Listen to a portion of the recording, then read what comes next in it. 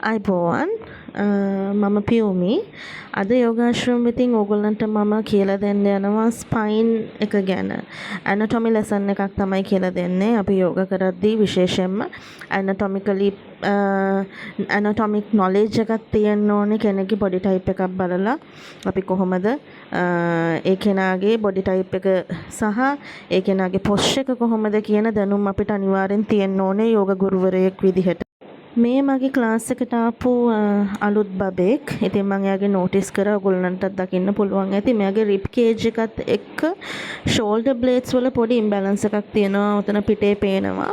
සහ ඊට අමතරව මට පොඩි සැකයක් තියෙනවා මගේ තියෙන අත්දැකීම් එක්ක මම හිතනවා මෙයාගේ තොරයිසිස් සහ ලම්බ කියන ස්පයින් කොටසේ මෙයාගේ පොඩි ඇදයක් තියෙනවා කියන එක මට හිතෙනවා. ඉතින් අපි බලමු මේ සම්බන්ධව දෙමාපියන්ට දැනුවත් කරලා අපි එක්ස්රේ එකක් අරගෙන මම කියන විදිහට ඇත්තටම මෙයාට ස්පයින් එකේ හෝ එහෙමත් නැත්නම් පොස්චර් ඉම්බැලන්ස් එකක් හෝ තියෙනවද කියන එක අපි බලමු.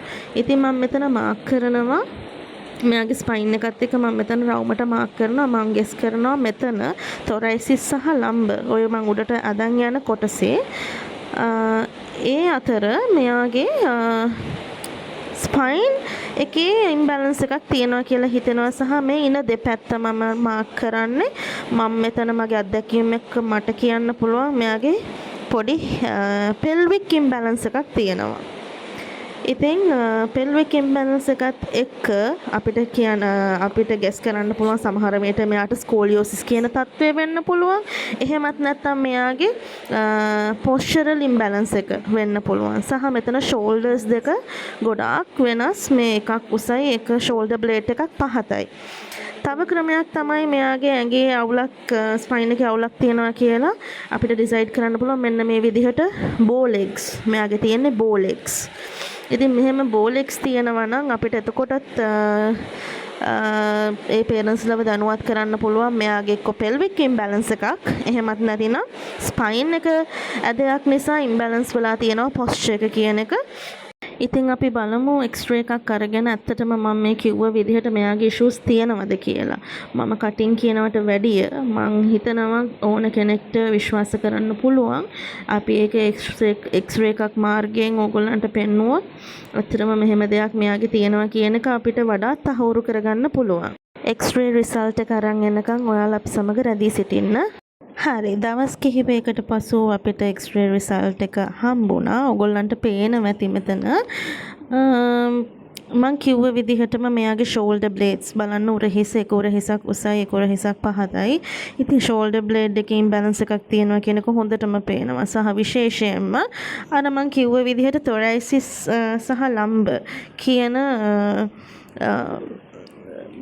කොන්දේ තියෙන අස්ථි කිහිපේ අතර පොඩි ඇදයක් ගිහිල්ලා තියෙනවා. ඔයාලට පේනවා ඇති.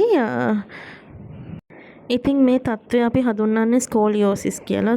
ස්කෝලියෝසිස් ප්‍රධාන දෙකක් තියෙනවා. අපි හඳුන්වන ස්කෝලියෝසිස් C සහ ස්කෝලියෝසිස් S කියන තත්ත්වයන්. ඉතින් මෙයාගේ තාම දරුණුව වැඩිලා නැහැ ස්කෝලියෝසිස් තත්ත්වය. ඇත්තම කිව්වොත් මේ මුල් අදියර. ඉතින් යෝග ගුරුවරයෙක් විදිහට අපි කෙනෙක්ගේ බොඩි ටයිප් එක අනිවාර්යෙන් අඳුන ගන්න ඕනේ. ඒ කෙනාට අපි යෝගාභ්‍යාස වල නිරත කරන්න කලින්. හේතුව තමයි දැන් අපි මෙයාගේ බොඩි පොස්චර් එක චෙක් කරන්න නැතුව අපි යෝගාභ්‍යාස වල යෙදුණා නම් මෙයාගේ මේ ස්කෝලියෝසිස් තත්ත්වය තව වැඩි දියුණු වෙන්න තිබ්බා. තව වර්ධනය වෙන්න තිබුණා.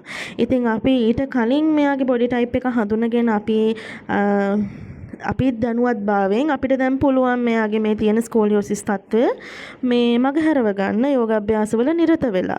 ඉතින් ඇත්තම කිව්වොත් ඇනටොමි නොලෙජ් එක නැතුව කෙනෙක්ට යෝගාභ්‍යාසවල නිරත වෙන්න ඇඩ්වයිස් කළොත් එයාට ලොකු රිස්ක් එකක් එයාගේ ලයිෆ් එකට එන්න තියෙනවා. ඉඩ තියෙනවා.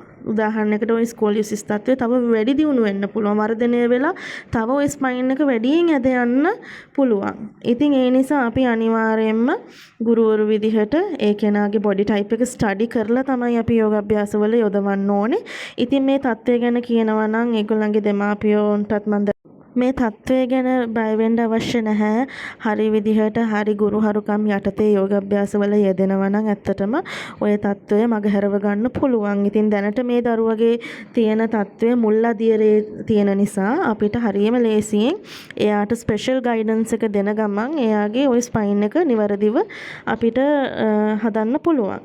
ඉතින් අනිවාර්යයෙන්ම මම කියන්න ඕනේ මේ වගේ තත්ත්වයන් ගොඩාක් දුරට ඔය pelvic imbalances එහෙම නැත්නම් spine issues එන්නේ ගොඩාක් දුරට අධිකව ස්කූල් අරන් යන බෑග් එකේ පොත් අරගෙන කොන්ද නමාගෙන කුදු වෙලා යන දරුවන්ගේ සහ ඇවිදිනකොට ඇදේට ඒ කියන්නේ අපි හිතමුකෝ එයාට පොස්ච් එක ගැන එයාට අවබෝධයක් නැහැ. ඉතින් එයා ඇදේට ඇවිදිනවා වෙන්න පුළුවන්.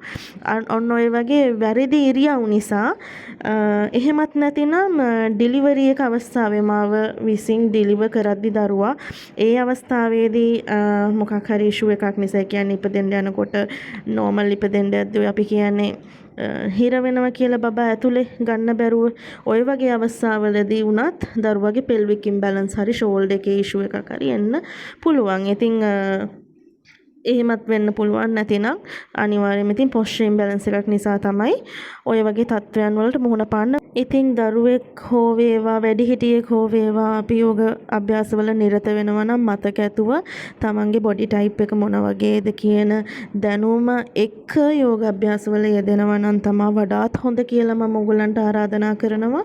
නැතිනම් ඕගොල්ලන්ට නැති ලෙඩ එන්නත් පුළුවන් ඕගොල්ලෝ වැරදි විදිහට මේ යෝග අභ්‍යාසවල යෙදුනොත්. ඒ නිසා හරි දැනුමක් එක්ක හරි ගුරුවරයෙක් යටතේ ඒ ගුරුහරුකම් ලබා ගන්න ගමන් යෝග අභ්‍යාසවල යෙදුනොත් ඉතින් මම කියන්නේ ඕගොල්ලන්ට ඇත්තටම හරි හෙල්දි ලයිෆ් ස්ටයිල් එකක් ගත කරන ගමන් ඕගොල්ලන්ට හොඳ මයින්ඩ්ෆුල් ජීවිතයක් ගත කරන්න පුළුවන්. ඉතින් තවදුරටත් ඕගොල්ලන්ට මම මේ වගේ ඇනටොමිකල් වීඩියෝස් සහ ඇලයින්මන්ට් වීඩියෝස් සම්බන්ධයෙන් ඒ දැනුම බෙදා ගන්න මගේ අදහසක් තියෙනවා. ඉතින් මම ඕගොල්ලන්ගෙන් ඉල්ලා සිටිනවා යෝගාශ්‍රම එක රැඳී සිටින්න.